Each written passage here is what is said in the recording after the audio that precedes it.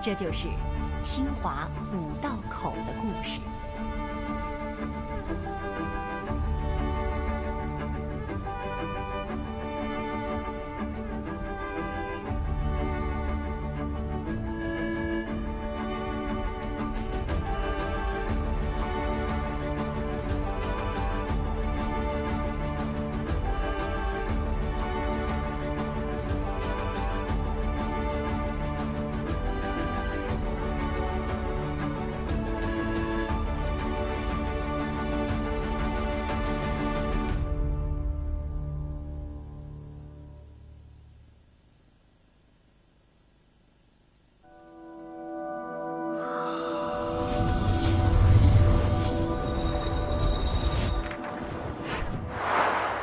在智能化浪潮与全球文明交织的时代，金融如水，以流动的力量赋能万物，是国民经济的血脉。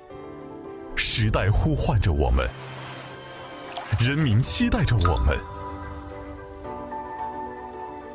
自强不息，厚德载物，是清华人的筋骨，更是五道口人的精神图腾。我们以不怕苦，踏平坎坷不言弃，勇敢为先，踏印创新的刻度，在讲团结中汇聚起磅礴力量，于众贡献里书写境界和担当，专精融汇，让思想穿透理论高墙，知行合一，令智慧在市场中淬火成金，创新卓越，以前瞻视野引领变革浪潮。清华大学五道口金融学院立足中国金融问题，打造世界一流的金融学院，更专业，更科技，更国际，更人文，最清华。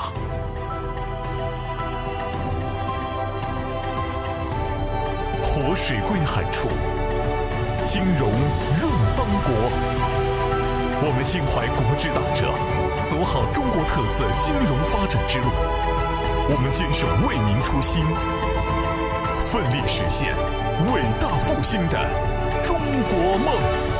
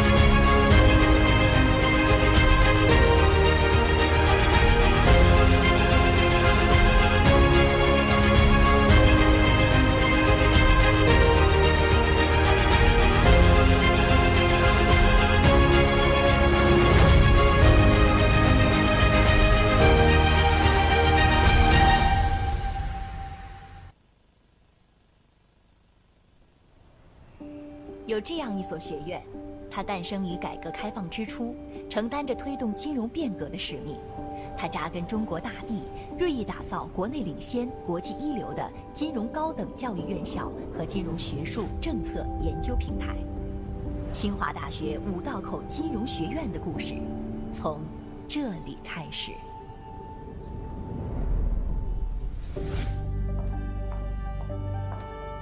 融清华百年学府气度神韵，汇五道口与中国金融业界一脉相承的传统，学院依托国际先进的办学模式，打造具有中国特色的世界顶尖金融学院，开设金融学博士、金融专业硕士、清华康奈尔双学位金融 MBA、金融 EMBA、全球金融 GSFD 以及高管教育等项目，培养高层次、创新型、国际化的未。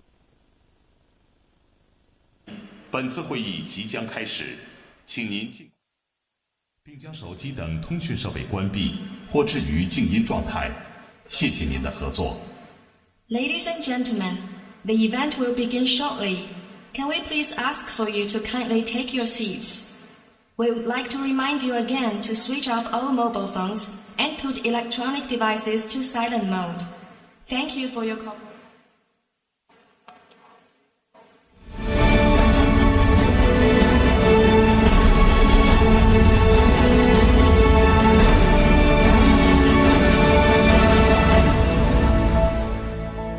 有请主持人，清华大学五道口金融学院研究员、中国保险与养老金融研究中心主任、金融 MBA 教育中心主任魏晨阳老师。Let's welcome our moderator, Mr. Wei Chenyang, Research Fellow of Tsinghua PBCSF, Director of Research Center for China Insurance and Pension Finance and Finance MBA Education Center of Tsinghua PBCSF, onto the stage.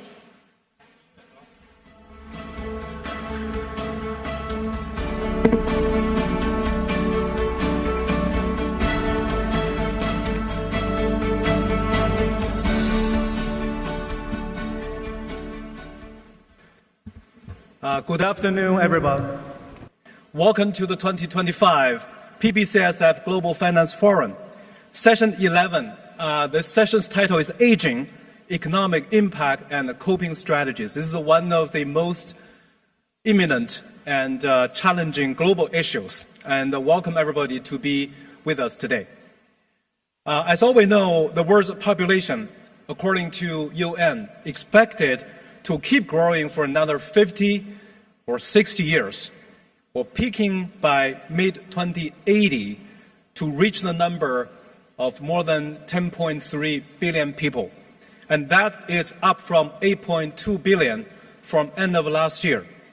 So by then, people aged 65 and over will outnumber children under 18. So you can imagine that will be a very different social setting. Lots of things will change. And the good news is people will live longer, but the not so good news is there will be a whole new basket of issues, unprecedentedly mostly, to face human beings, including health, economic, finance, social, just to name a few.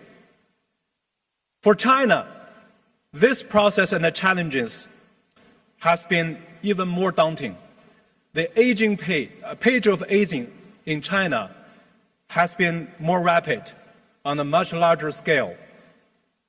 So today, I'm honored to introduce to everybody a panel of world-class experts coming from various parts of the world to share with us their views and thoughts regarding this pressing issue. So let me have the pleasure to introduce the first speaker, Mr. Masaki Shirakawa, the former governor of Bank of Japan, and he is longtime expert, widely recognized as aging besides monetary policy of Bank of Japan. He was also vice chairman of board of director of BIS, the Bank for International Settlements. Now he's a distinguished guest professor at Aoyama Gakuin University in Tokyo, and also a member of the Group of 30. So it's an honor to have Professor Shirakawa here. Welcome.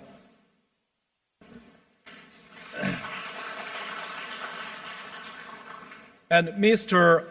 Yanli Zhou, former Deputy Party Secretary and a former Vice Chairman of China Insurance Regulatory Commission, 中国保监会, and also member of the Economic Committee of the 13th Communist Party, PCC. Mr. Zhou Yanli worked in the insurance industry and the regulatory domain for nearly 40 years, He's one of the most distinguished experts on insurance policies and the global issues surrounding insurance and pension.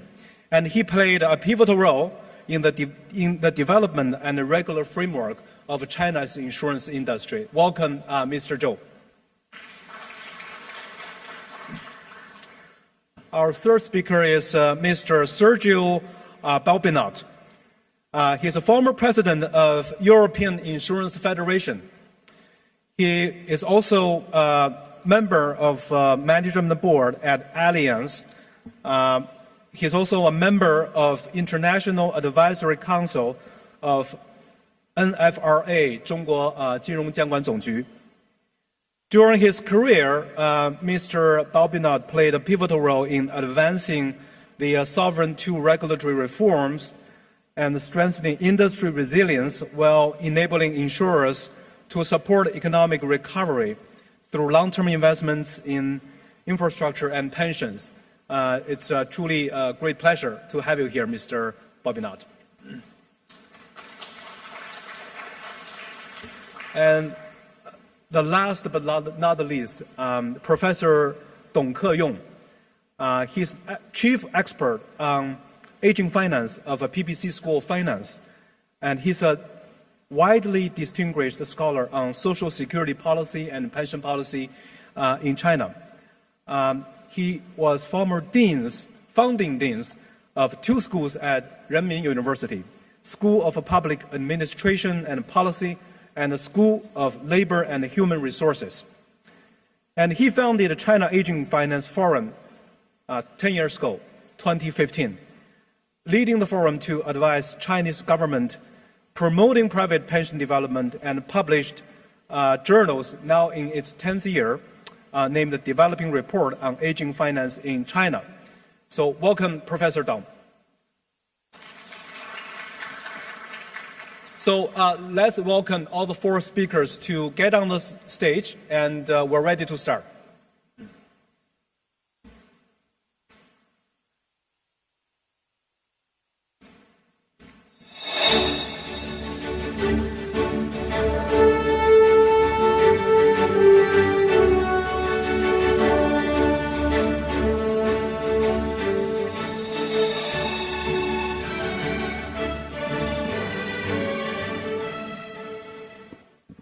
Okay, so we'll have about 75 minutes. We'll have 3 rounds of questions. I guess, for this very important global issue, I will start with a round of questions focusing on the concept and maybe a little bit of review about what has happened regarding this issue worldwide. So the first question, actually, I want to ask Professor Shirakawa. This rapid aging problem has been coupled with a low birth rate. And Japan was one of the first countries to have transitioned into this stage of societal development. So based on Japan's experience, could you give us an assessment about how serious is demographic change, and how do you think rapid aging plus low birth rate affect the economy and the society? First of all, I'd like to thank you for inviting me to this interesting panel. As for your question, probably the best way to explain the significant impact of demographic change is to make an international comparison of GDP growth rate among G7 countries since mid-1990s, when Japan's mild deflation started. The GDP growth rate of Japan is lowest among the G7 countries. But the GDP growth rate in terms of GDP per working age population is the highest among the G7 countries. This best explains how important demographic change is. Economists often, probably you may have heard the expression of Japanese lost decade. Many economists, especially many Western economists, attributed this to the mild deflation. But as the comparison which I made shows, Japan's low growth is nothing to do with mild deflation. Even if inflation rate is increased from slight negative to positive, basic underlying picture of demographics doesn't change. So demographics matters a lot. But in any event, the overall size of the economy is an important determinant of economic power or military power in the global landscape. Yes, it is true. But when it comes to living standard, what matters most is GDP per person, which is determined by productivity. So productivity is everything.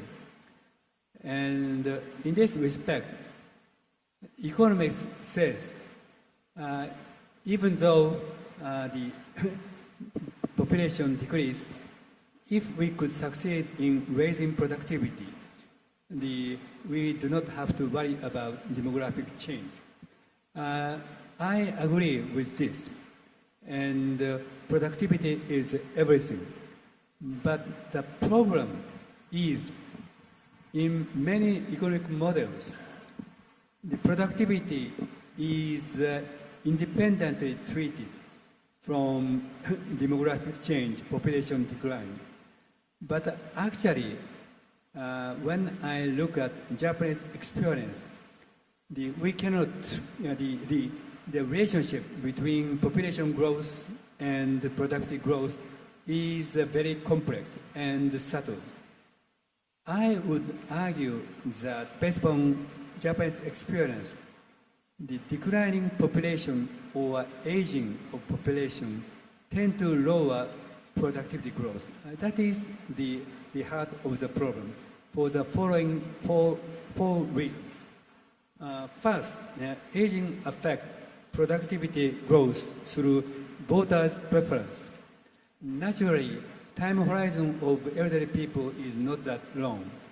Therefore, those people prefer the expenditure which favors them, like the medical expenditure or pension expenditure. And they don't support basic research, spending on basic research. They don't support the expenditure on higher education, which tend to lower growth, productive growth. Second, aging affects societal speed of embracing new technology. I'm now 75 years old, and all people like me is rather slow in adapting themselves to changing environment or changing technology. So what matters most in terms of productive growth is how quickly society can embrace new technology. Aging society tend to lower productive growth on that run. Third, in the economy of decreasing population, the economy-wide productive growth tend to be slow due to delay in resource reallocation across regions. Even though local communities are losing population, those communities need minimum amount of public infrastructure. But but in a society which is losing population, it becomes more costly to maintain the same level of public infrastructure, which means lower productive growth. So key is how quickly we can reallocate resources across regions. The fourth is declining population might decrease growth rate by reducing the number of potential talent pool of innovators. A small number of innovation can make outsized contribution to productivity and growth. If the likelihood that such innovation appears such innovators appears is constant in relationship to total population size, then absolute number of innovators will decline as population declines. As you may have noticed in explaining about this impact of demographic change, I have deliberately distinguished between aging and declining population. Of course, both are interrelated, but those are not the same.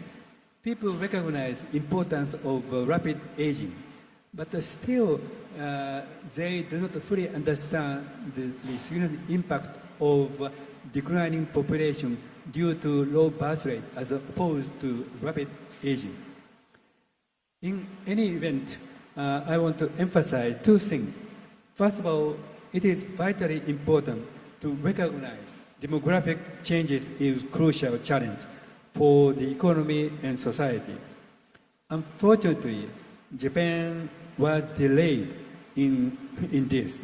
In this respect, China has some advantage in the sense that it could learn the experience of Japanese experiences. Second, what matters most is societal ability to boost productivity by reallocating resources smoothly and quickly. This ability might differ across countries. If I have time, I will touch on this issue later. Thank you. Thank you so much. Thank you. That's a very profound insight that Professor Shirakawa pointed out. Aging coupled with low birth rate could affect economy, society through several channels: productivity, adoption of technology, resource allocation, etc., etc.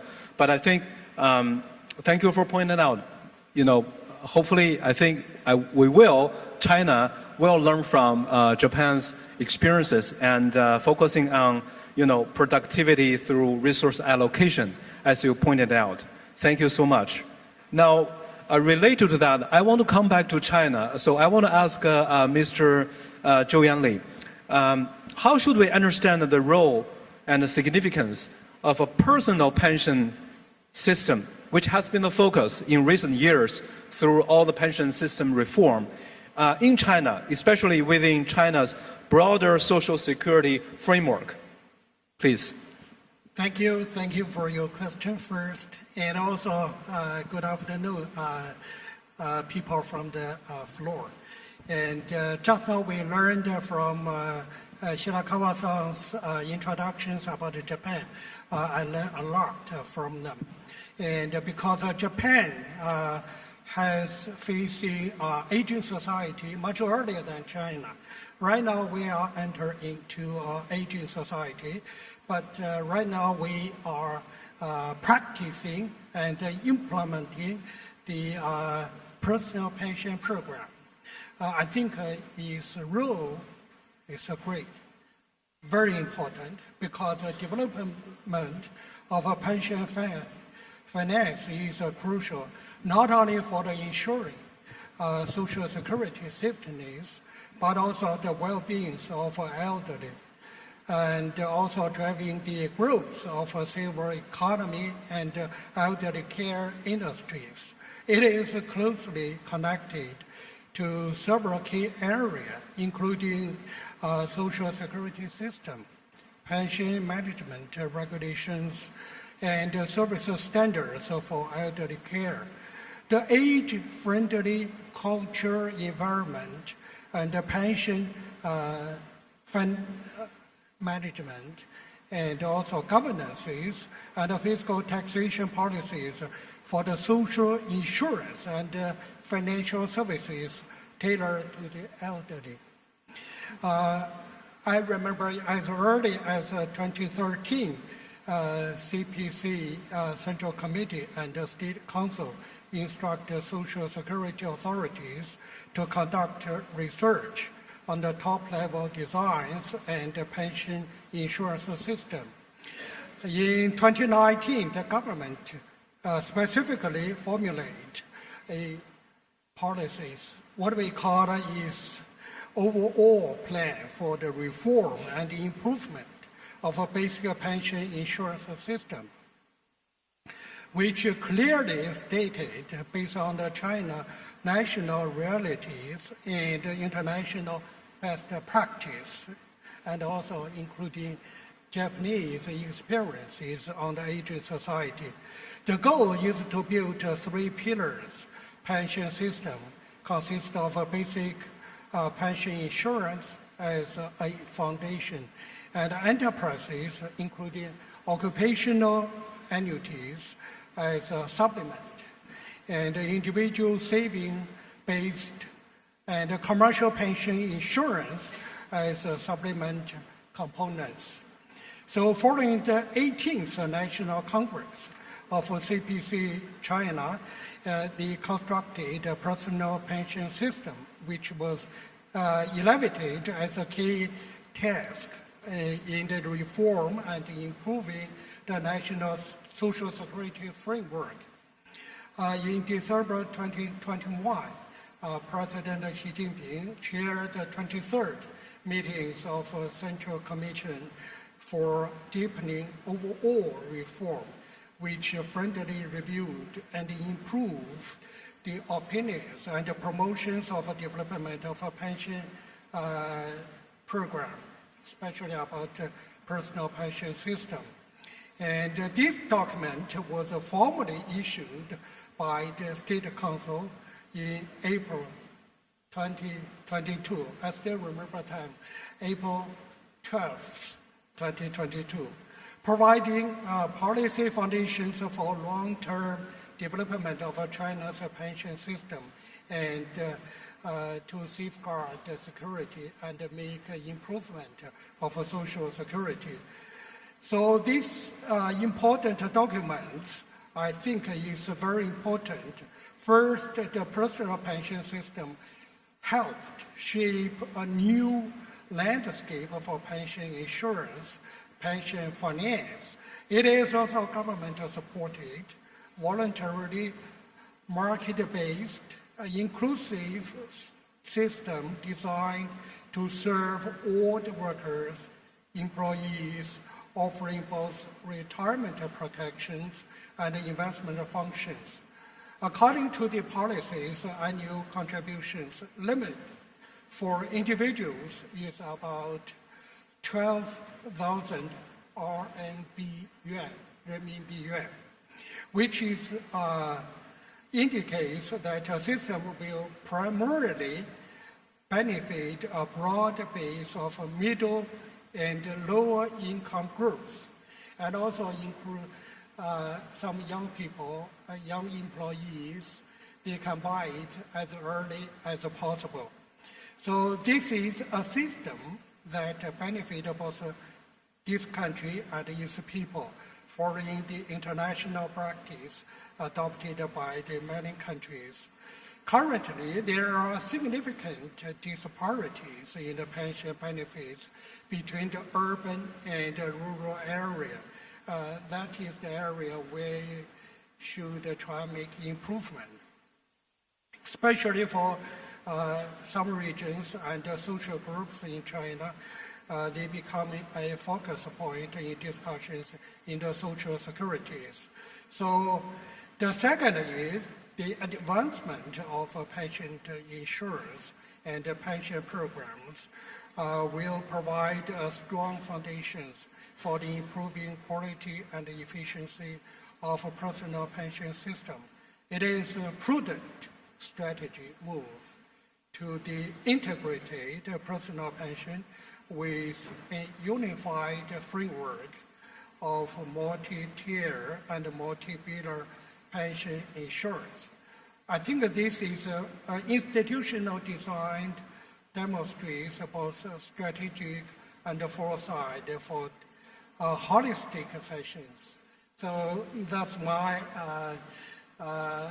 basic conceptions and also thoughts. Thank you.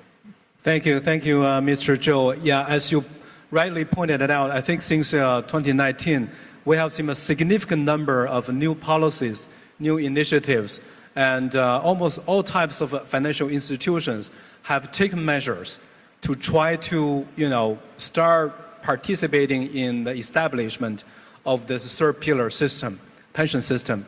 As you pointed out, there are lots of work to do, new challenges, disparities, etc., etc. But I think it's very important to recognize what we have achieved in the several years, this very initial period of new effort. So I want to follow up with Professor Dong. You have been a long-time advocate and observer and also participant in all these policy makings since 10 years ago, more than 10 years ago. So according to you, what have been the main achievements, especially for this three-pillar pension system development in the past few years? Okay, thanks, Chairman. And if you understand these issues, what are achievement for the last 10 years, we should mention that China's pension system not started after the economic reform. Actually, we set up this system in 1950s. The new government, set up in Beijing, and we set up the system is a pay-as-you-go system. It mainly covers state-owned enterprises and government agencies. Its pay-as-you-go is contribution only from the, for example, for enterprises, it only come from the employer. Employee don't need to contribute. It's a 2% of contribution. It's enough to pay the returnees because there are so many young workers and a few old workers. That system is a pay-as-you-go and a contribution system. But after many years, especially after the economy reform, more and more private company and the joint venture company grew up. More and more young people joined the workforce. But a lot of old workers need to retire. The old system is cannot enough for them because contribution is very low. We should mention that in 1991, central government issued a very important document to say China need a multi-pillar system, need a government, enterprises, and individual to work together to set up this system. It's 1991. It is 3 years earlier for the World Bank. Everyone knows World Bank multi-pillar system. Everyone knows that. But the China government mentioned that system in 1991. So after that, for almost 30 years, 35 years of reform, then we began to reform to set up these three pillars. For the first pillar, we already set up two systems.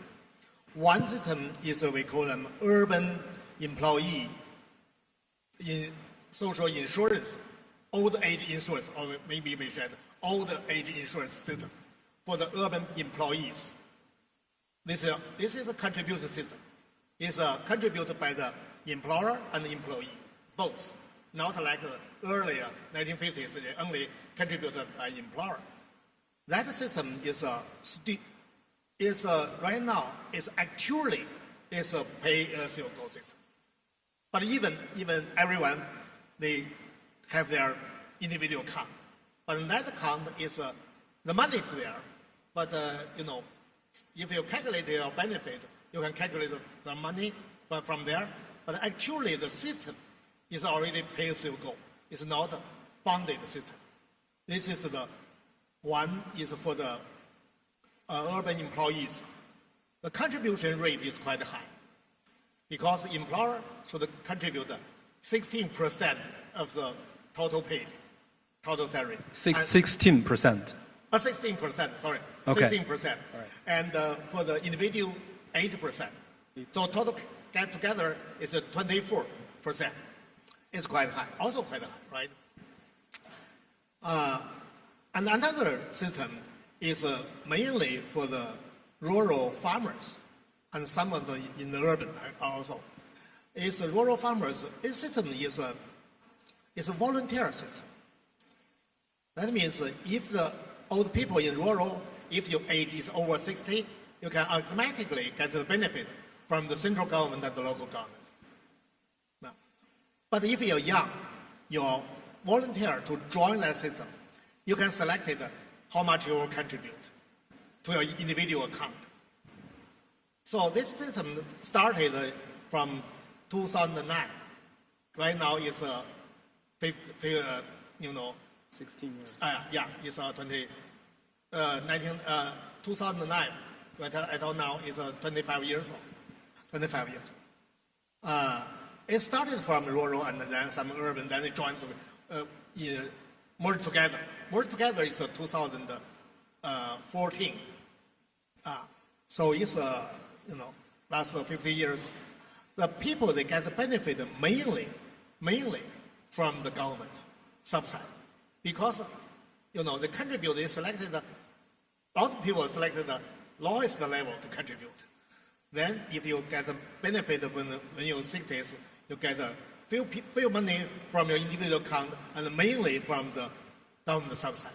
This is the first pillar, two systems. It covers 1 billion people. 1 billion people, half and half.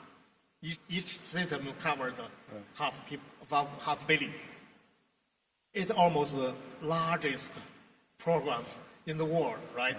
For the pension. This is the first pillar, two systems. And the second pillar, also two systems. One is occupational annuity.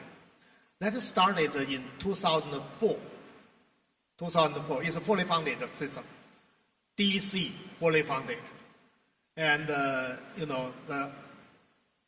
contribution from the employer and the employee is different. Each company is different, for how much you contribute.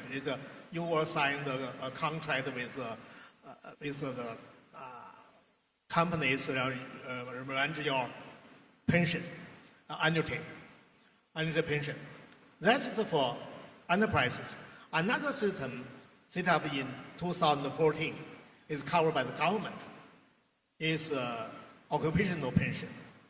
That two system also right now is covered 70 million people. 70 million people. And also because it's fully funded, and right now they have already 6 trillion yuan renminbi. 6 trillion yuan. It's for the enterprise annuity is only 20 years, but for the occupational pension for government already only 10 years. So it's not very long, right? Compared to the first pension, first pillar, it's not very long time, but it's already still some money. And the third pillar, Chair Zhou already mentioned the third pillar what happened. So it's also a very important pillar and already covered more than 60 million people and some money there already. That's the started for 1 year actually cover the whole country. Yeah. So I think this is a brief introduction about what we achieved for the last 30 years or 35 years from the reform. Thank you. Thank you, Professor Dong. Yeah, so it's good to know that even the first pillar system we established more than 30 years ago was the largest one in the world. Even though it's solely funded by the government, now we're trying to build a third pillar, which is more geared toward individually funded mechanism. So let's move to Europe. We all know Europe also is a continent which had this aging issue for a long time. So from the perspective of insurance industry, Mr. Bobinot, what are the key experiences do you think that European insurance institutions have accumulated that could be valuable for China to consider. You have been involved in China-related insurance business for multiple European insurers. So I think you're in a great position to give us some insights. Thank you. Thank you very much. And first of all, thank you very much for the invitation. It's for me a big honor to be here to this conference and especially to this panel. Thank you very much. Yeah, Europe, we don't have the same system in every country in Europe, but we have the same framework, which is based, as in China, first, second, and third pillar, whereby the first pillar in most of the country is based also on a pay-as-you-go model, where de facto the younger generation are financing the elderly generation. And the generosity of this pillar depends a lot of the fiscal capacity of each state. If a state has a big capacity, then you can enter quite soon in the pension scheme, or you have a defined benefit rather than defined contribution. The second pillar is similar in the logic, meaning that the employer has to contribute to the second pillar. But we have many differences in Europe. In some countries, the system is mandatory. Not only mandatory, but it's also mandatory the percentage the employer has to pay to contribute into the system. In other countries, the system is mandatory, but there is no amount of contribution, and this amount will be defined by a negotiation between the company and the trade unions or the employer representative. And then there are other countries that are pure on a voluntary basis. If they want to do, they do it. They probably have fiscal advantage. If they don't want to do, they don't do it. And then we have the third pillar. And the third pillar is very important because it compensates a little bit the first and second, because if you put the two together, you reach, let's say, 50%, maximum 60% of the last salary. So if you want to reach the 80%, you need a third pillar. And this is the third pillar, very, very important in Europe, and also in the past with very different approaches. So now we still have difference in the third pillar, but we see a convergence into some key features which are so relevant for the product. And if you allow me 2 minutes, I just will focus on this because I think could be also relevant for China. The first point, and this is the basic of everything, incentives. Nobody in Europe, but I think in no part of the world, will lock in money for a long, long time with not being sure even to get it, because if they die, they don't get it, if there are not incentives. So in Europe, we focus on incentives, and we have two kinds of incentives. The first one, some countries, most of the countries, they got some fiscal incentives. So you have countries like France, where the fiscal incentive is very, very high. Other countries, they have some cap of incentives, so a cap of money that you can deduct of your fiscal revenues. The problem of the fiscal incentives is very good for people which have good salary or high salary. But the lower you go with the salary, people pay less taxes, so they are not incentivized so much to get fiscal benefits. So we have countries like Germany, they decided for a social balance to have more contribution in kind. So they give contribution in kind, which is very good, especially for lower salaries. So incentive is fundamental. The second is a topic which was also very much debated, is guarantee. Because in the past, a lot of discussion was, we need that the pension plan should have a guarantee, so that the people, they have for sure a guarantee. What happened? You know that in Europe, we lived for 10, 15 years in a very low return environment, very low.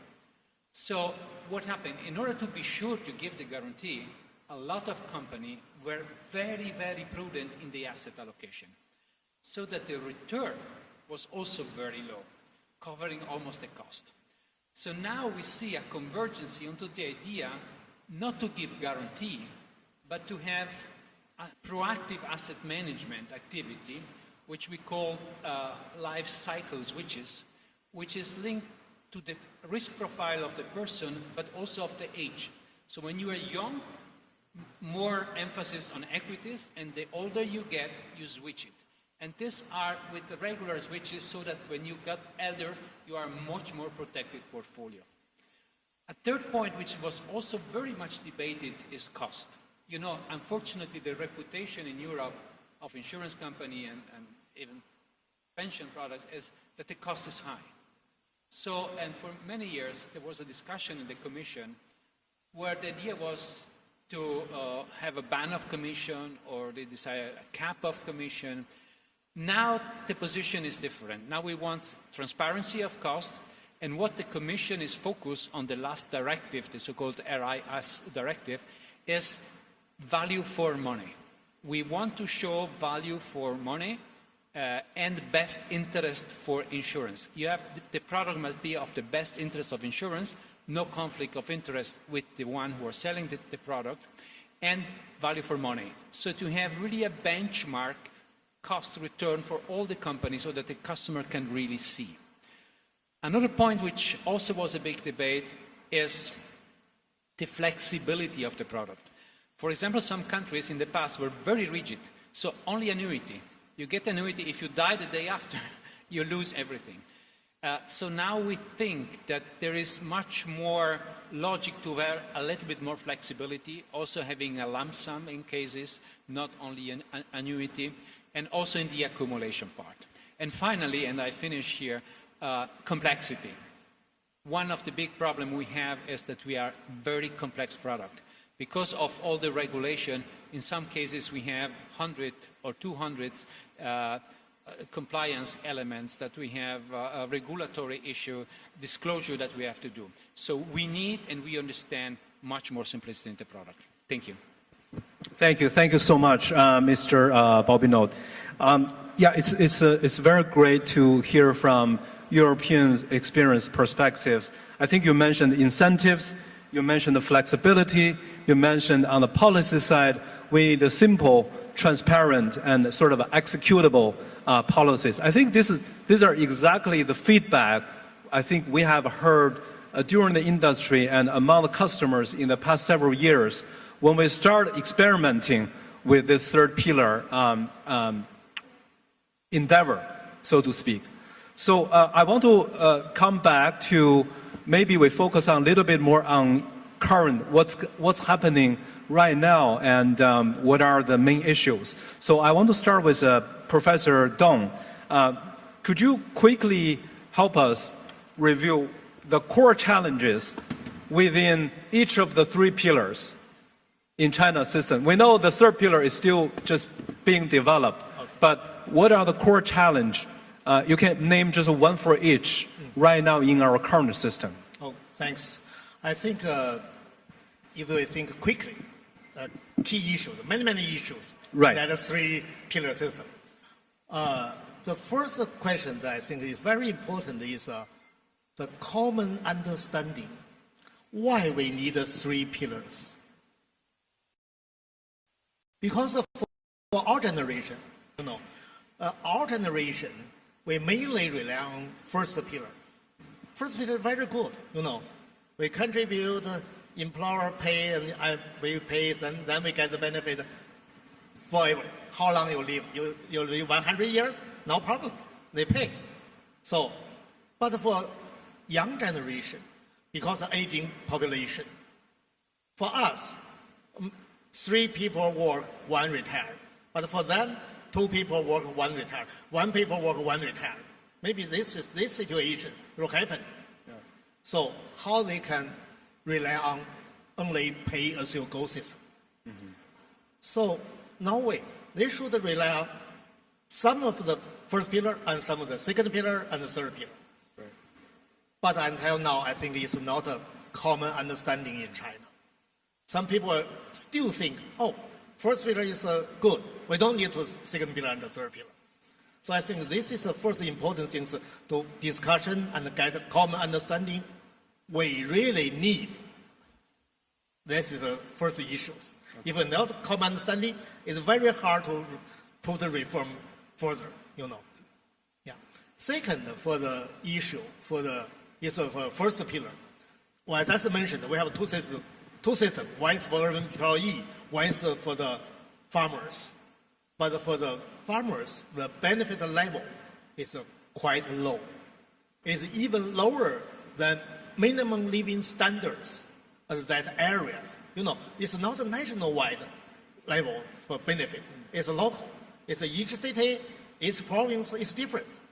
Some cities like Beijing, Shanghai, it's okay.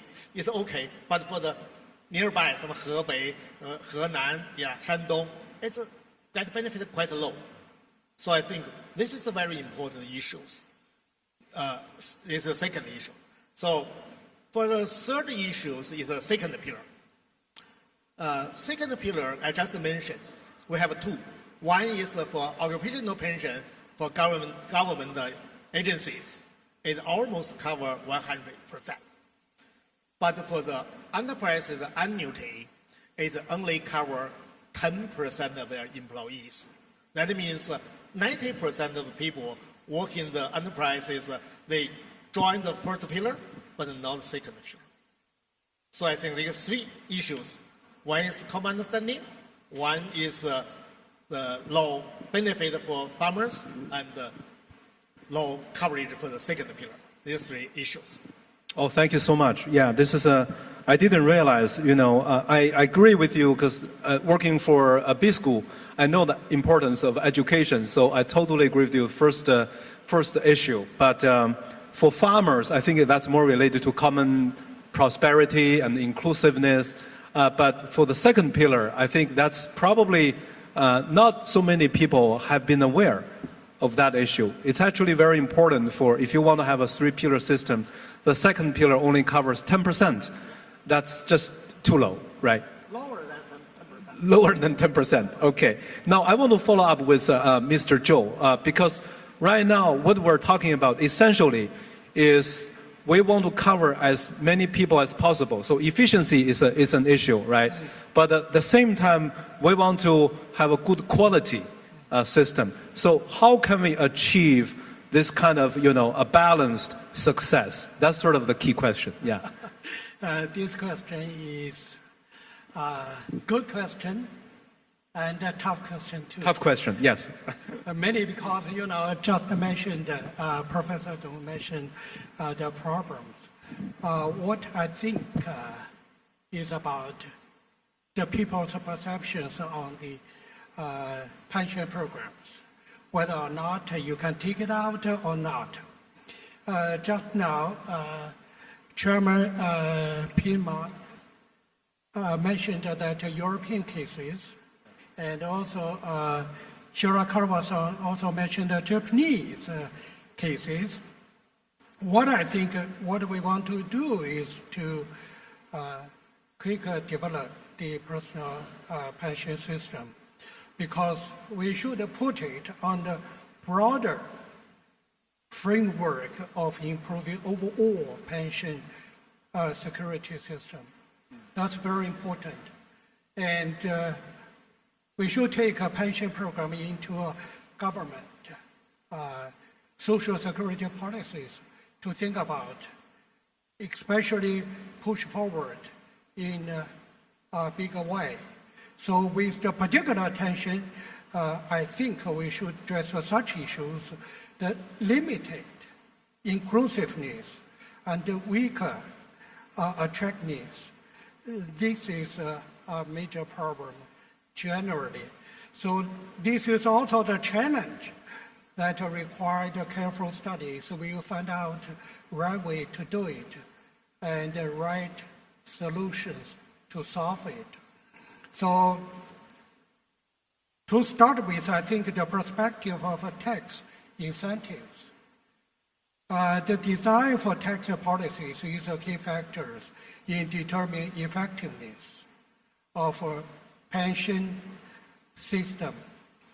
So based on the international practice, China's current tax incentive policy follows a tax deductions limit established in 2018 pilot program for tax-deferred commercial pension insurance. So with the cap of $12,000 per year, the contributions are tax deductible up to this limit.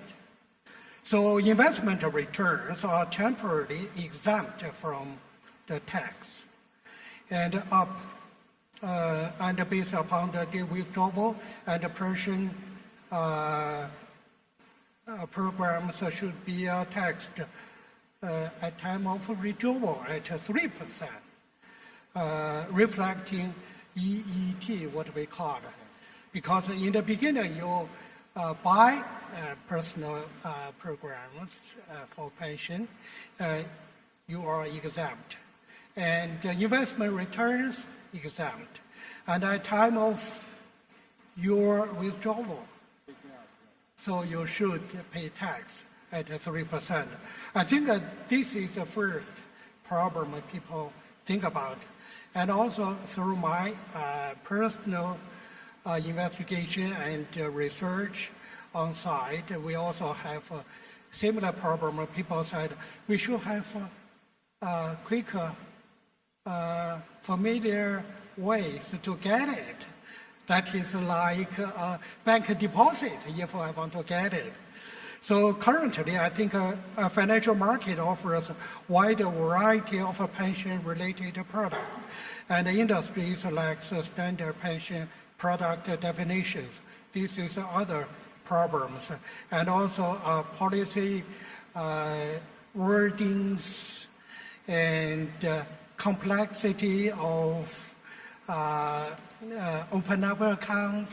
This is also another problem. So at the financial institution level, I think it is challenging to pool the long-term stable pension funds to cultivate a mature base of institutional investors. Thank you. Thank you very much. I think, Mr. Zhou, what you just mentioned actually echoed to some extent what Mr. Bobinot just mentioned. You know, incentives, flexibility, and more innovative product design system. So I want to further learn from the European and Japanese experience. I want to start with Mr. Bobinot.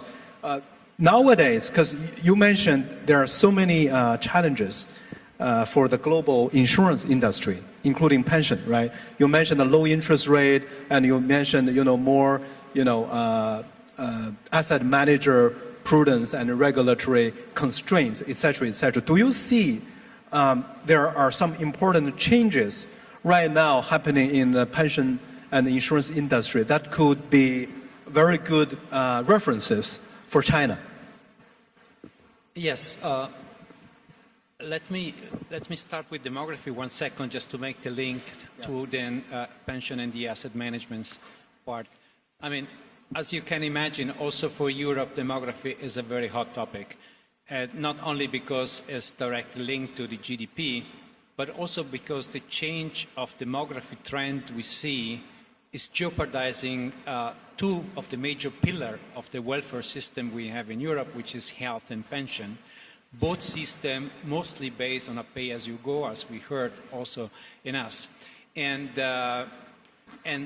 therefore, what happened is that because of these changes, so fertility is going down and aging of the population, which is also something which is very important, because on average, we have a person in Europe lives 21 years after retirement, so it's quite a time. And because of these changes, this intergenerational contract, which is based that younger finances the older, is losing completely the balance and is bringing the system into a systemic deficit, and the government are obliged then to intervene and to cover the deficit. But we have a problem in Europe that the fiscal capacity of the government is very limited because GDP is not growing, so we do not have fiscal entry coming, and on top of this, we have the so-called Maastricht Agreement with the Stability Pact, which obliges countries which have a deficit to reduce the deficit. So I cannot make deficit, I have to reduce it. So what happened? That we see in Europe now that the generosity of the first pillar is going down. So you enter into pension later, you go to a defined benefit to defined contribution system and so on. And this is a very, very, very important problem that we have. And the Commission is very aware. So pension topic is at the top of the agenda of the Commission. And I come now to the connection also with the asset management is not only because it's the risk of poverty of the people, because, I mean, if I don't get the pension, I can't into poverty, but also because EU, probably you know, has defined a very ambitious plan of development. A plan which is the green innovation, the digital transition, now this spends on defense and so on. So we have 800 billion at the moment, which is the cost of this very ambitious plan of Europe. And as I said before, governments have really problems in financing. So a big part, 650 billion, has to come from the private side. And where is the only assets that we have on the private side? Let's forget for a second the banking and insurance and so on. Are the 10 trillion deposit that people have in the banking account in Europe. We have 10 trillion money sitting and sleeping into account. So the big discussion today is how we can channel this money in financing the economy. And since you need long-term financing, for sure, the pension products are the one which is the best tool in doing this, because the pension is the only one who has just very, very long duration. So you have a very long liability. We can match very good the long-term assets that you have to have on the other sides. So today, the discussion on pension is fundamental. And already 10 years ago, the Commission came up with they call it Pan-European product, PEP. And they present this product, and it was a big failure. Why was this failure? It's important to understand. On the one hand, it's by definition because of the incentive were not so high, flexibility not so high, but the point is they decided to cap the cost at 1%. With 1% cost, you cannot finance distribution. Because the idea was, my people are so educated that they will do by themselves. They enter into the platform and do it. And this is the topic, financial education.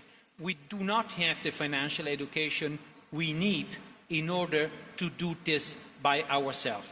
And it's a topic Commission has to focus now, where does start the financial education, because giving information is not enough. I must be sure that people will understand what I say. So nowadays we are waiting a new pan-European pension product that will come now in the next months. I expect, I don't know if we have 1 minute more or we are already, but there will come something that will address the topic I discussed before, and so I believe that we will have something that can really help in challenging this deposit money into the pension part. Thank you. Great. Yeah, thank you so much. I think you just mentioned, if I can just mention two keywords, I think financing the economy. That's super, super important. And that actually reminds me of what we have been discussing in China, the patient money, the long-term money, how we can best utilize patient capital, patient money to fuel the economic development of our economy. I think that's sort of in a similar spirit. Now, let's come back to Japan, because you mentioned that there's long time, so many policy initiatives were taken. Some sort of worked, some didn't work that well. Now, looking back, what if there's a single sort of a successful policy, I want to ask you, what would be that policy? Okay.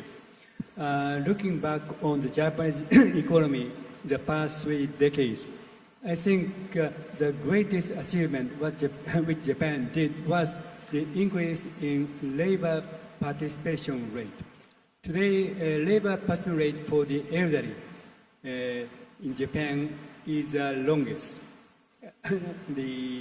This is related to the desire of elderly people who want to contribute to society and to make some money even after they turn the formal retirement age of 60. So now many Japanese elderly work longer. And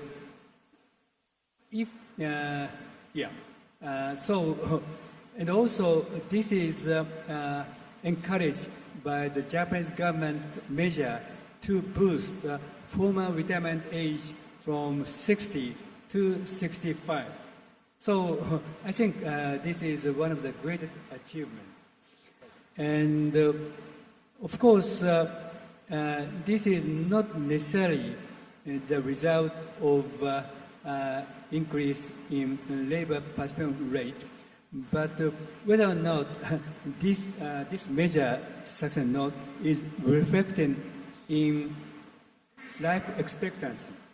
And if we look at life expectancy, then the female and male's expectancy is the second longest, and female's life expectancy is the highest.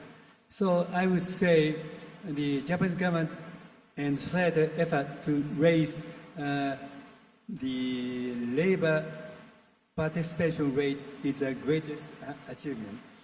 But I'm not saying that this is absolute success. Of course, we have to look at the downside. As the previous speaker spoke, we are faced with the problem of sustainability of such program. And so we are very much concerned about sustainability of the current program. And regardless of we use our system operated on pay-as-you-go or operated on the principle of funded system. At the end of the day, the return is determined by fundamental parameter, that is the dependency ratio. So if we think the final determinant is dependency rate, then we have to think about how to boost birth rate. Of course, this is very sensitive issues, but without increase in fertility rate, eventually our society cannot become, our society is not sustainable. Today we are talking about sustainability, we are talking about climate change on the ground of sustainability. But the same applies to demographic issues. So we have to seriously think about how to boost birth rate. And my simple answer to this problem is we have to embrace society which is kind to human beings, not only the young couples, but also the SP. But anyway, I skip this explanation. Okay. Thank you so much. I think we are already touching on the third question we want to talk about, which is sort of a forward-looking where things should be or could be going. I want to start with maybe two micro questions before we get macro. So the first question I want to ask Mr. Bobinot. Today, we are talking about sustainable development, sustainable investing, especially within the ESG framework. This is super relevant for long-term asset managers. We even had a separate panel focusing on green finance earlier today. So I want to ask you, what's your view about the role of ESG principle in promoting a more sustainable pension and insurance industry? Yes, thank you. ESG is a very interesting topic in Europe. On the one hand, it's very important, and Europe recognized very soon the importance to having ESG principle integrated into the strategy of investment and of products. But on the other side, is also a controversial discussion at the moment in Europe regarding ESG. And this because ESG was regulated, was, let's say, heavy regulated, adding complexity to an already complex regulated world as the financial world. I just make you just an example, but if you're a listed company in Europe, you have to present a non-financial report which is probably 500, 600 pages. And the cost in producing this, then maybe who is really reading 500 pages in non-financial issues and so on. But saying this, for sure, the EU was very first in doing this. And if you see today one fund, on average, we have 1/5 of the assets we are ESG compliant. If you take US, is much less, is single digit by for sure. And this insurance sector is very focused on ESG, also because for environmental issue, this is the 5th year in a row that we have losses of catastrophe more than 100 billion. So, I mean, it's very high. So in Europe, what we have is we have a mandatory part and a voluntary part. The mandatory part is just based on disclosure. So theoretically it's easy. In reality, it's not easy because you need a lot of information on disclosure. And you have to disclose how ESG is in your strategy. You have to disclose your product, full green, light green, or whatever it is. You also in the advisory, your client, he has a risk profile, but he also has an ESG profile, and so on. So it's a lot. So no obligation in one sense, but a lot of disclosure. On the other hand, is the voluntary part where every company decides how much green they want to be. There's a lot focusing on green bond, on sustainable linked bond. In some cases, in renewable, in products, somebody is just focused on social, microinsurance, and so on. So I was asked many times what I think about all of this. And I say, from one hand, I fully subscribe to the position of the EU. I fully subscribe because, to have transparency. So customer and especially investors should know exactly what they see. But the problem is we had quantity over quality, and we need more quality over quantity. And especially what is very important is we need comparison. And to have comparison, you need same system. And unless you don't have the same systems, you will have always an unlevel play field, because if you have to pay really huge amount of money to be, and other countries they don't do, I am put in a difficult situation. Just one comment and I'm finished. But what is important for me, the challenge is not only the fact that you have to navigate all the regulation. For me, the challenge is that you have to balance between your ambition on ESG, but also the characteristic and the requirement for the product. In pension is a case, because pension is long-term. So you need long-term assets. If you go to the ESG, sometimes you have short-term assets. You have illiquid assets, and you need liquidity. You have concentration in sectors, and you need non-concentration.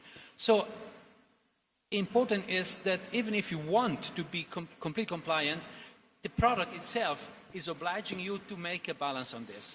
And the last point is we have not to forget also that we have a duty, the companies have a duty towards the customer to bring the best competitive risk return adjusted. So sorry, I just went over. Thank you so much. Yeah. The other micro question I want to ask Professor Deng to follow up, which is regarding the second pillar. You mentioned, the coverage is still fairly low. Would you maybe just quickly provide some ideas about how the coverage could be improved? Oh, thank you. I try, because time is limited.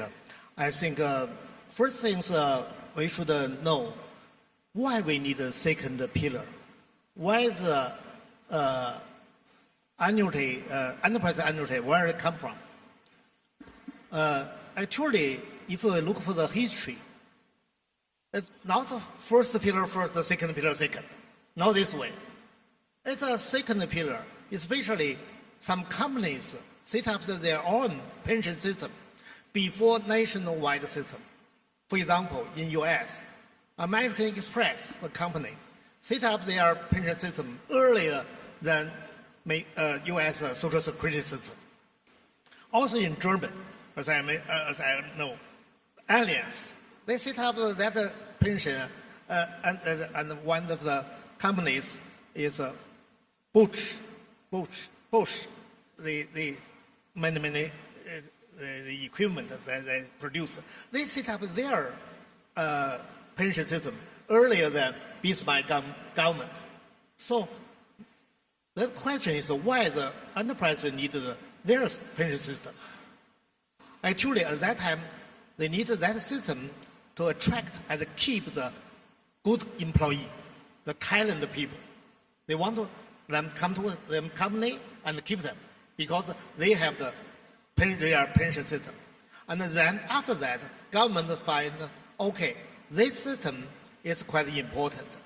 This is one of the important pillar in the whole pension system. Then they get a tax benefit. They provide tax benefit, attract more enterprises to join the system. In China, we already pay some, tax benefit for the enterprises to join. But for the last 20 years, only not more than 10% of the employees have this benefit, have this second pillar. One of the reasons is we see that the second pillar is a company benefit. It's not a very important pillar. It's a company benefit. If it's a company benefit, then they ask everyone working in the company should have their benefit, right? Because it's a benefit. So they ask the people, if we set up this system, then they ask everyone to vote. Do you want we set up this? Do you want to get a benefit for this? Everyone to vote. If not 100% of them to agree, then you cannot set up the system.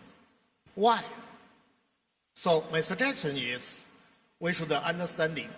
And the second pillar is not only the function for the enterprises to attract talented people, not only the benefit for employees is also very important pillar in the multi-pillar system.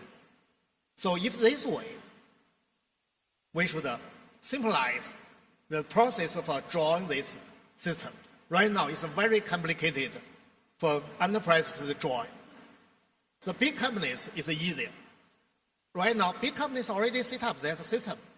But many of the small and mid-sized companies, it's very hard for them first to find the trustees. Very hard to find who is the trustee. Many trustees there, how we find them. And the second is very hard for them to get people, employees together to vote. Some young people said, no, I don't like it. We don't want to join.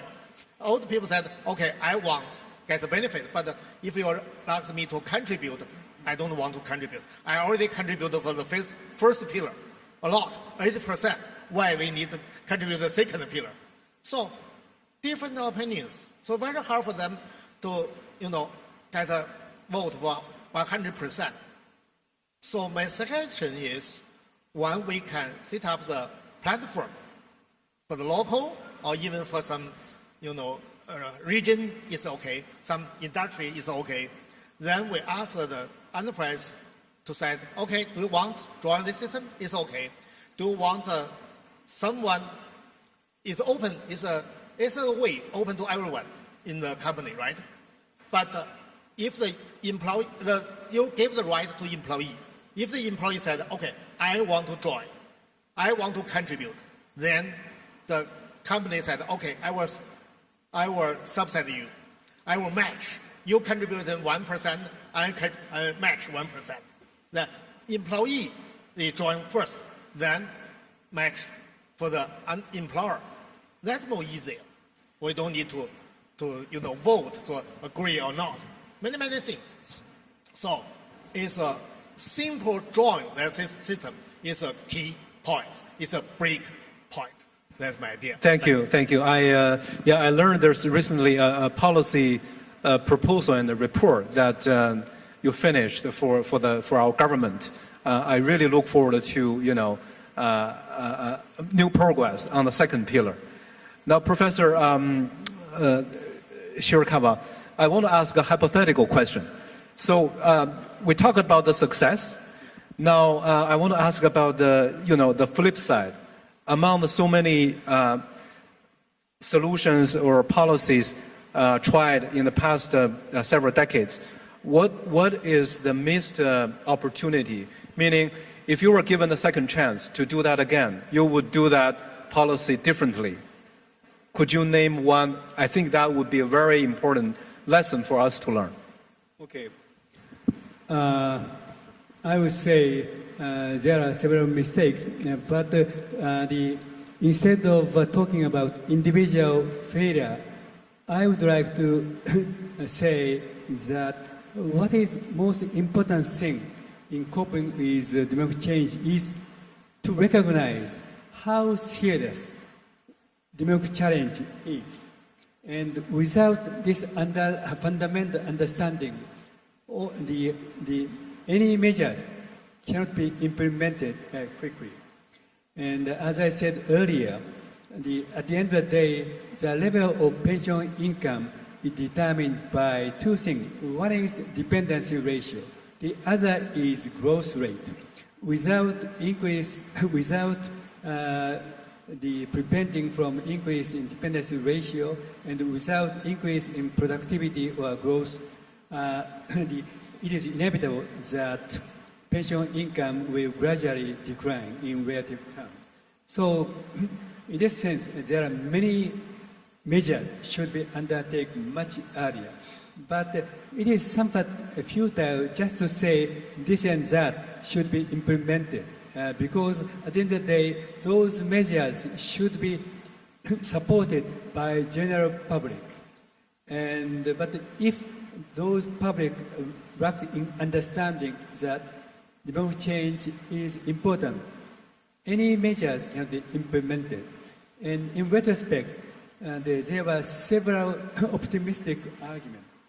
And one is as I said earlier, economists said we don't have to worry about aging because we should implement innovation, we should increase productivity, then no problem.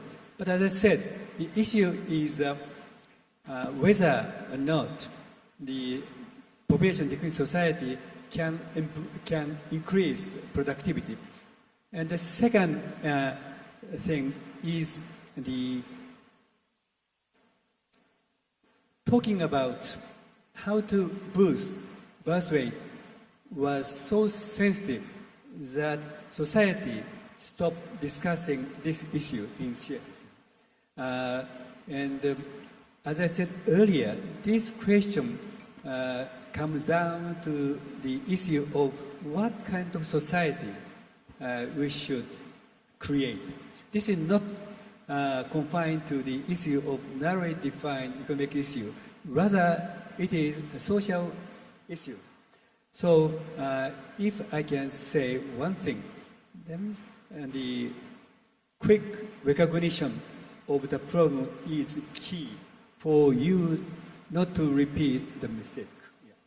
Okay. Thank you so much. Thank you. So I want to ask Mr.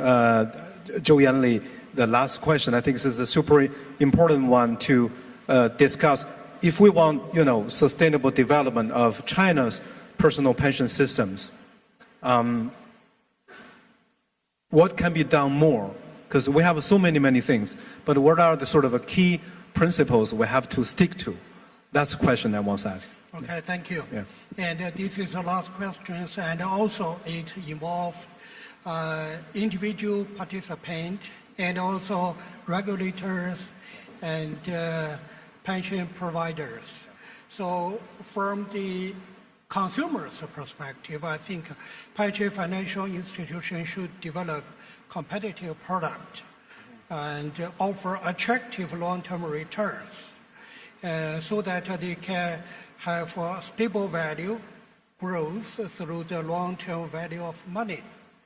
To improve the product suitability, I think investors should protect and to assess right product should be embodied into product design process based on the different client risk return preferences.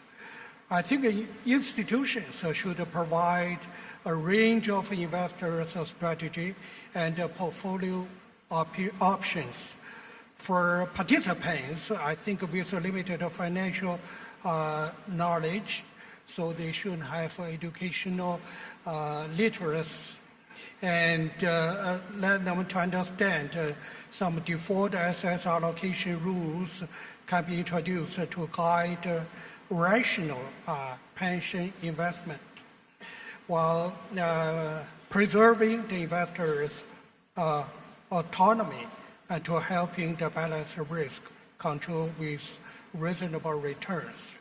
From the regulator's perspective, I think they should fully exercise their role by enforcing strategic and strict regulatory approval process, thereby exerting pressure on the participating financial institutions to improve return rates and overall yields and the greatest extent possible, meanwhile ensuring the safetiness of pension assets and to promote and deliver the high quality and users-oriented services.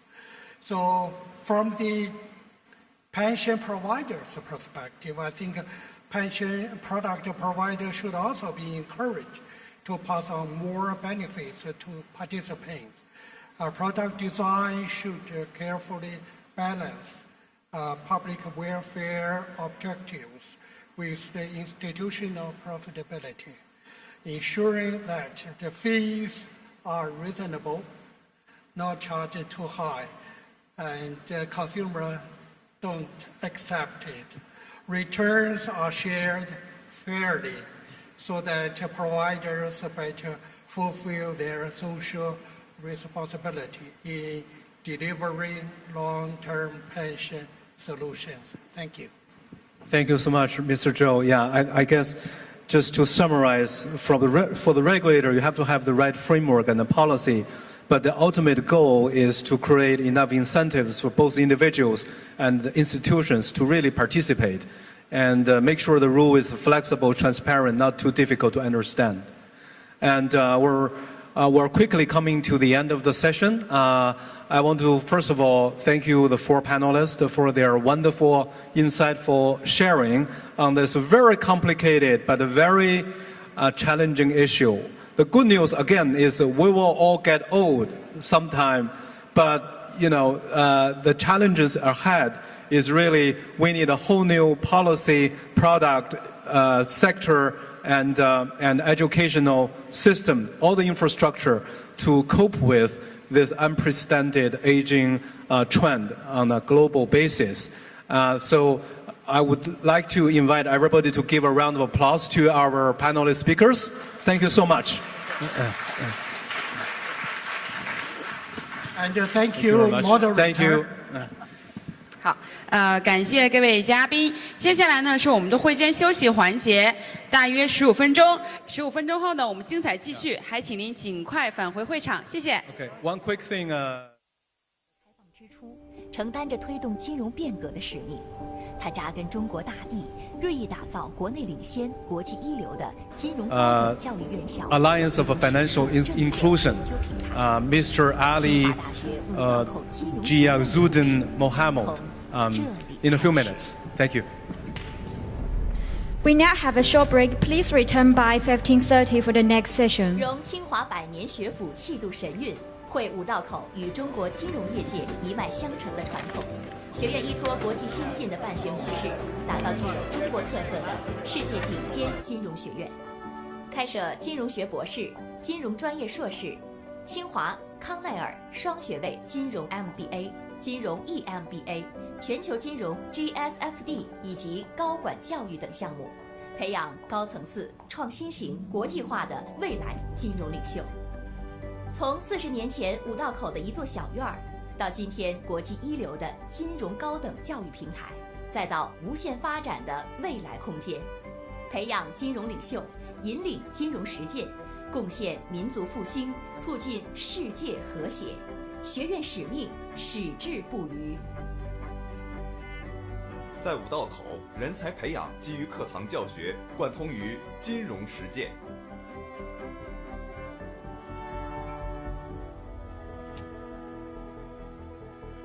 欢迎来到五道口，在这里，我们有着立体化的教师队伍，通过全球招聘，学院建设了国际一流的全职师资，同时始终坚持外聘导师的育人传统。来自业界的专家导师将为同学们提供紧贴金融实务的机会，全方位培养金融人才。学院一贯注重培养、拓展学子的国际视野和跨文化交流能力，依托清华丰富的国际交流资源，建立了体系化、个性化的国际金融人才培养机制。国际暑期项目、联合培养、海外交换、短期访学、海外实习，在这里，我们鼓励学生勇敢地走出去，同时，我们也大门敞开，迎四方来客，让学生能够身在中国，瞭望世界。每年5月，全球的财经领袖和金融学者云集清华五道口全球金融论坛，共同探讨世界经济格局变迁和中国金融改革未来。通过一系列峰会、讲堂、学术年会，学院为国内外的金融学界、业界领袖提供高水平的开放对话空间，围绕中国金融问题开展深度的研究和探讨。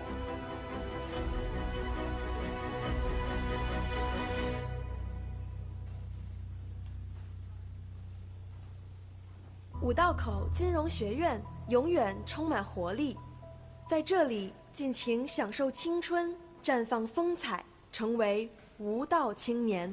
在这里，前往基层和企业进行实践与调研，去发现中国经济旺盛的生命力。在这里，未来金融变革的推动者迈出第一步。五道口金融学院从建立的第1天起，始终不忘社会责任。一系列培训项目及公益课程，推动交叉融合创新。学院帮助创业者和从业人员提升知识与能力水平，促进金融业界和社会各界良性互动。五道口金融学院的前身是中国人民银行研究生部。80年代初，为了满足金融体制改革对高素质人才的迫切需求，中国第一所专门培养金融高级管理人才的高等学府在此设立，为我国经济金融事业的发展输送了许多优秀的金融人才，也被誉为是中国金融界的黄埔军校。因此，它成立之初便有巨匠护航，大师解惑。受此熏陶，五道口人奋发图强，积极为中国金融体制变革和行业发展做出贡献，不怕苦，敢为先，讲团结，重贡献。从此，五道口人勇立时代潮头，以变革为己任，追求创新卓越。几代人上下求索，精英云集，人才辈出。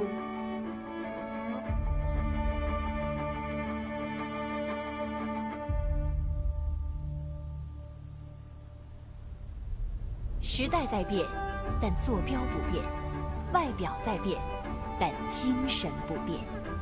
这就是清华五道口的故事。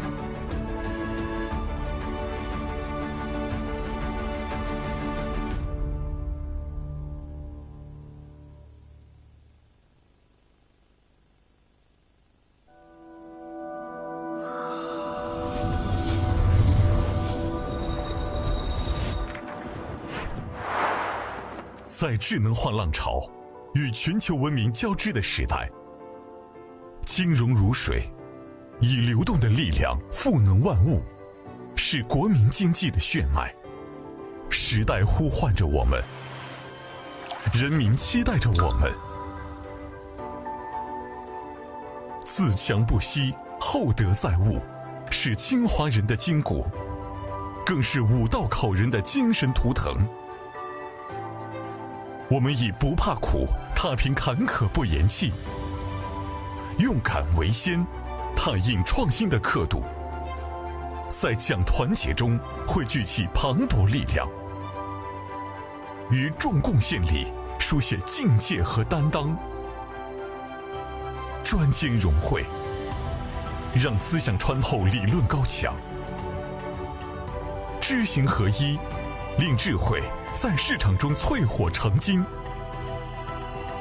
创新卓越，以前瞻视野引领变革浪潮。清华大学五道口金融学院立足中国金融问题，打造世界一流的金融学院，更专业、更科技、更国际、更人文，最清华。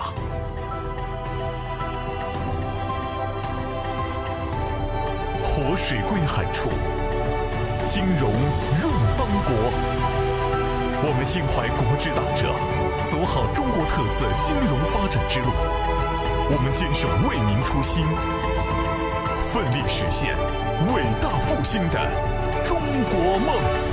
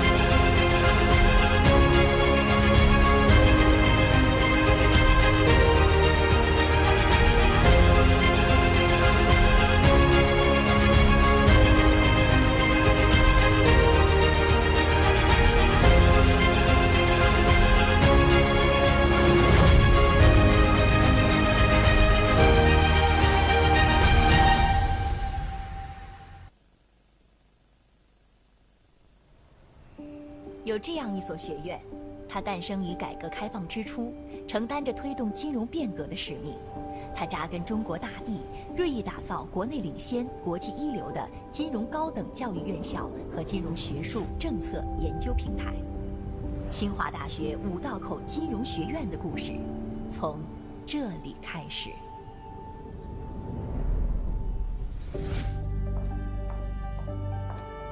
融清华百年学府气度神韵，汇五道口与中国金融业界一脉相承的传统。学院依托国际先进的办学模式，打造具有中国特色的世界顶尖金融学院，开设金融学博士、金融专业硕士、清华、康奈尔双学位金融 MBA、金融 EMBA、全球金融 GSFD 以及高管教育等项目，培养高层次、创新型、国际化的未来金融领袖。从40年前五道口的一座小院儿，到今天国际一流的金融高等教育平台，再到无限发展的未来空间，培养金融领袖，引领金融实践，贡献民族复兴，促进世界和谐。学院使命矢志不渝。在五道口，人才培养基于课堂教学，贯通于金融实践。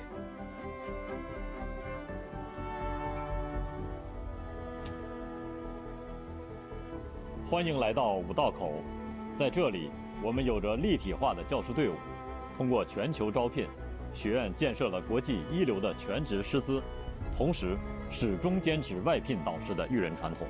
来自业界的专家导师将为同学们提供紧贴金融实务的机会，全方位培养金融人才。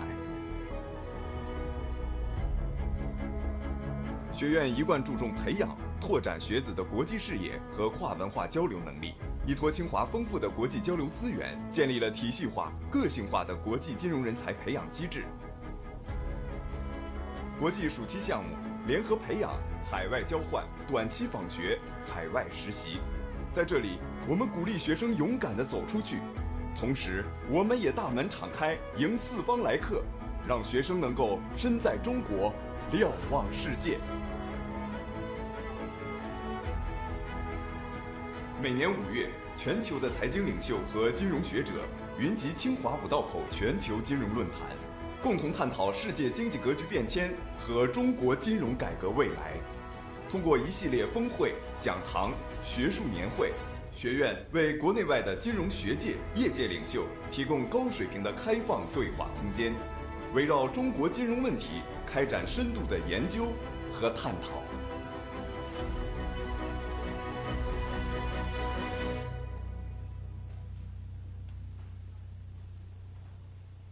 五道口金融学院永远充满活力，在这里尽情享受青春，绽放风采，成为无道青年。在这里，前往基层和企业进行实践与调研，去发现中国经济旺盛的生命力。在这里，未来金融变革的推动者迈出第一步。五道口金融学院从建立的第一天起，始终不忘社会责任。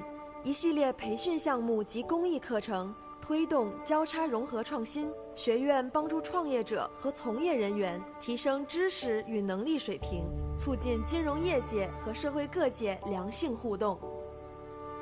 五道口金融学院的前身是中国人民银行研究生部。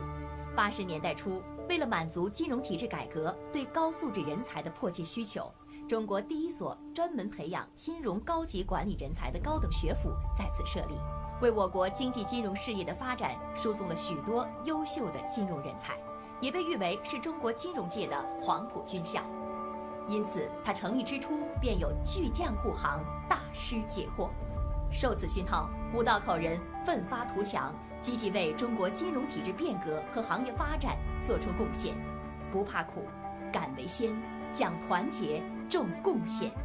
从此，五道口人勇立时代潮头，以变革为己任，追求创新卓越，几代人上下求索，精英云集，人才辈出。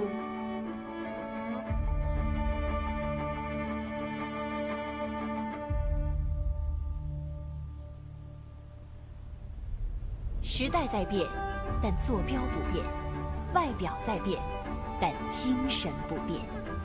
这就是清华五道口的故事。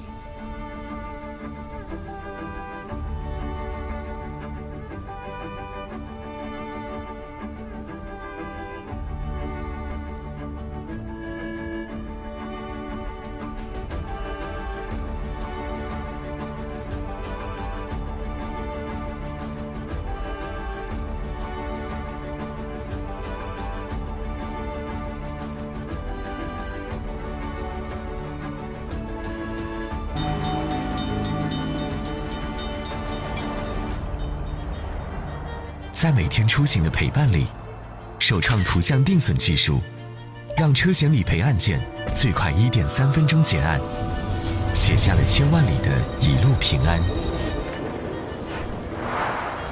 在智能化浪潮与全球文明交织的时代，金融如水，以流动的在奋斗路上的照顾里，主动式健康服务成为2100万名客户的知心伙伴。人民期待着我们，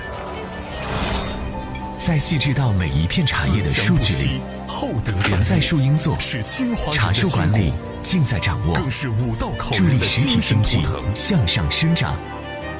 我们以不怕苦、踏平坎坷不言弃，勇敢为先，踏印创新的刻度，在讲团结中汇聚起庞大在生活涌起风浪的关心里，医疗垫付秒级审批和担当，419.4亿赔付，专金融会。尊敬的各位来宾，本次会议即将开始，请您尽快就座，并将手机等通讯设备关闭或置于静音状态。谢谢您的合作。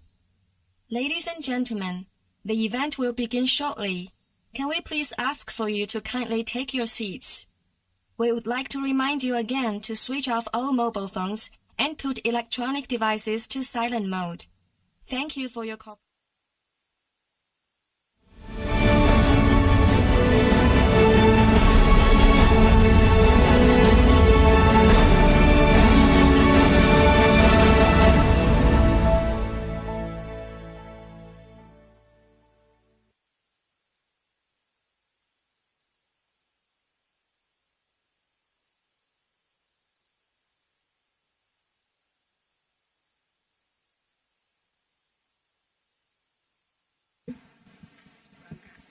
有请主持人普惠金融联盟政策管理。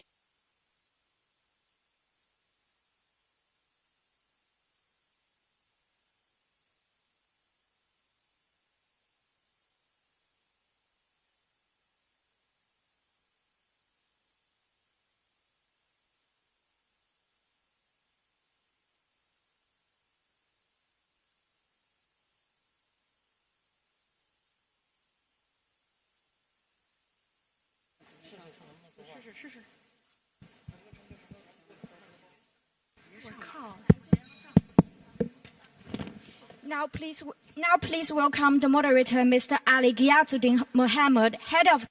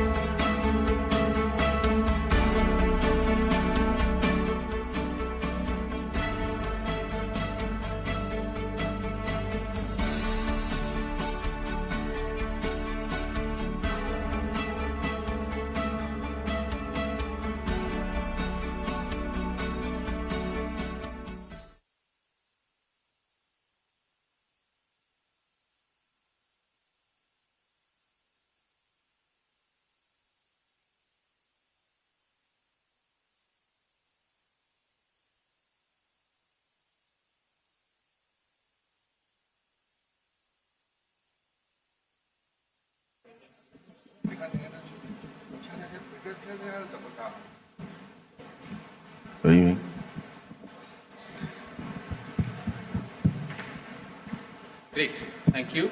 A very warm afternoon to you all. My name is Ali Ghiazuddin Mohammed. I am from Alliance of Financial Inclusion and I will be your moderator for the day. Before we start the panel, a huge thanks and a note of gratitude to PBCSF for inviting AFI. We have a big delegation here and it's an honor to be part of this delegation and to be here all the way in Shenzhen. I've never eaten as much fresh seafood and vegetables for a long time. So thank you so much for being a gracious host. And thanks to you also for taking time and participating in this very important session on inclusive finance and shared progress. I would like to invite the esteemed panelists to join me on the stage, please. A round of applause for the panelists, please, as they join us.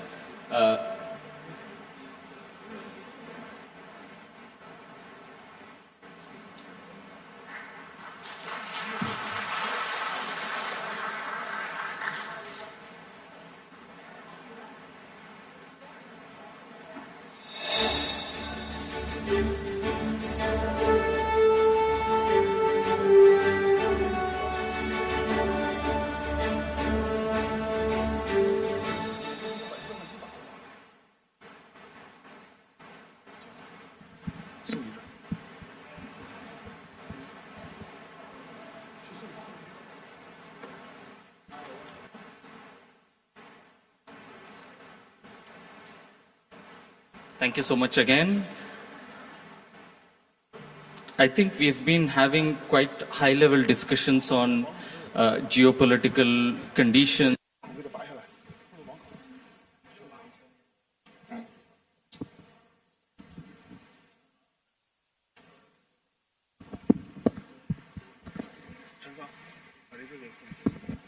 The inconvenience. I think what I was saying was we've been having quite high-level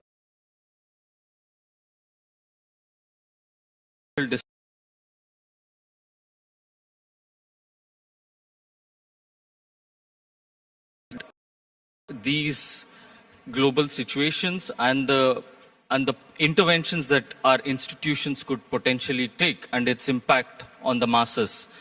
And on the masses, I mean individuals, disadvantaged segments, and small businesses. So in this session, we will learn from the panelists on what they are doing within their jurisdictions to enhance inclusive finance and how that is translating into shared progress and prosperity within the jurisdiction. So that will be the overview of this session.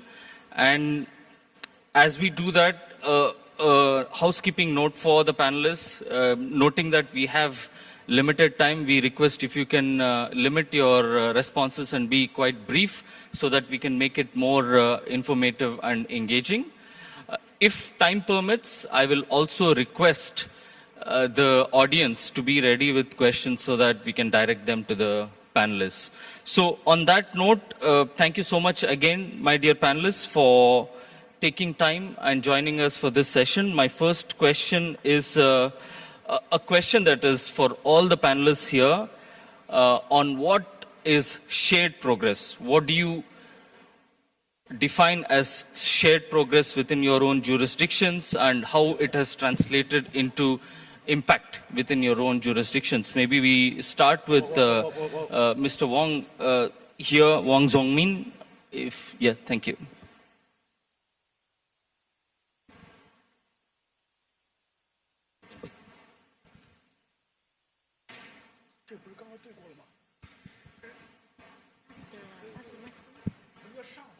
Thank you.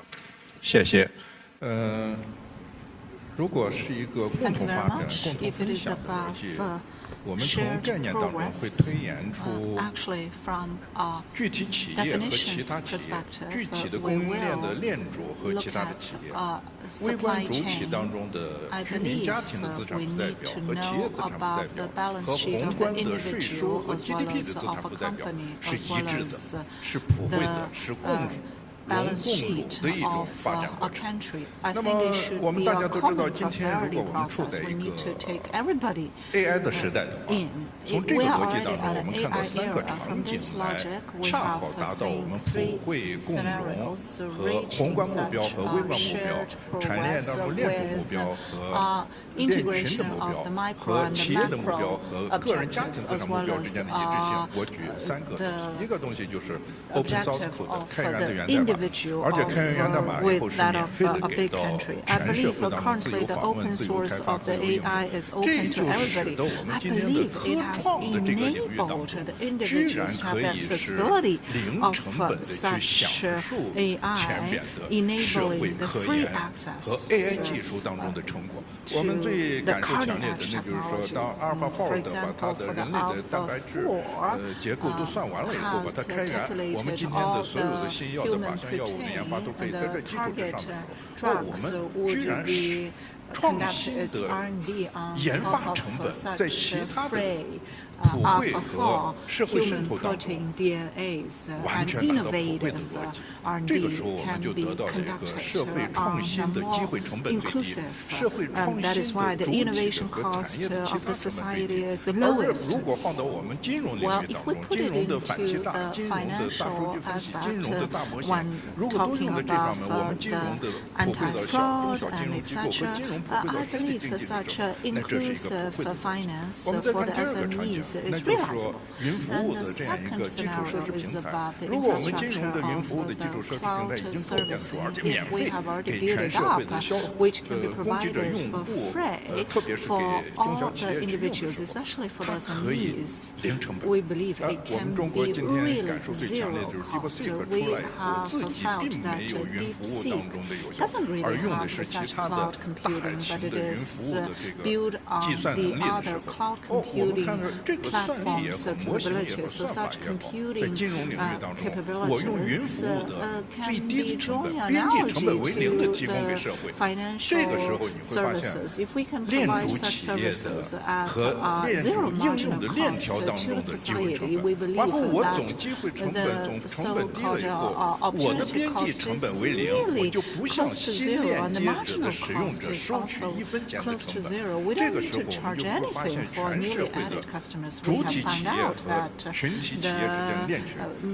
most of the companies are not really too much differentiated, even though some might be SMEs and the other ones are large companies. So the common or shared progress can be realized that the cost we will share together, and the benefits we would also get a reasonable share out of it. So from this logic, that is to say, if you are not really gaining 如果有1万家企业在里边，我不分享每一家企业的50%，我只分享每一家企业的1%，那我就是1万个回报率，而每一个企业就有了9999个回报。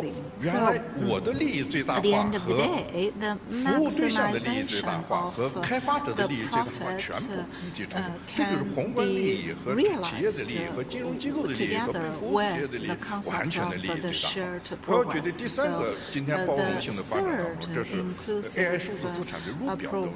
我们会发现，你刚创办一个企业，你可能做了一个模型可做人用，你根本还没有人，结果突然之间有一个企业说，你做出来有可能是开源的，也可能是免费的，还是这个时候有人收购你，看上你的数字资产，把你的数字资产，我起了一个中国的成语，过去我们叫空生妙用。你本来不值钱，突然之间一收购以后，把你的资产给你价值最大化。我收购以后用在金融服务当中，又给社会价值最大化。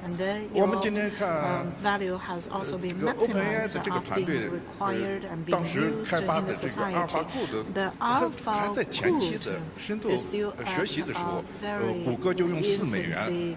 4亿美元把它收购了，然后收购了以后，你还在我这个平台当中继续研究，你又研发出阿尔法狗的结构、人的蛋白质，又免费的开放的用给全社会，这是一层的数据资产，从无到有，从小到大。哈萨皮斯就成了这当中的，本来我是服务于社会的，结果他现在成了富豪，而且还在继续富豪这个当中。注意，他提供的所有的金融服务和资产服务又进一步成长，使得谷歌的估值发展如果从今天的数据资产说，我们所有的金融企业对实体经营业务，而我的成长发展中用 AI 这些，我们就可以把空生智有的这个逻辑。普惠到社会的每一个享受金融服务的对象，也把我金融机构的成本最低化，还把宏观利益的最大化，所有经济学利益当中的成本最小化，收益最大化，所有参与者中间的任何一个主体，大到宏观的国家主体，小到每一个具体的享受金融服务的个体对象，全部都是利益最大化的实现、渗透、扩张，而最后。interest maximization. If we put it together, it is about the maximization of the whole society. If we look at the previously mentioned 3 scenarios, one talking about the inclusive and the parity of the rights, I believe AI is the basis and the logic which can help realizing such a goal. Thank you. Thank you so much. Thank you so much. I have a quick follow-up to you, sir. A quick follow-up to you, sir, if you can.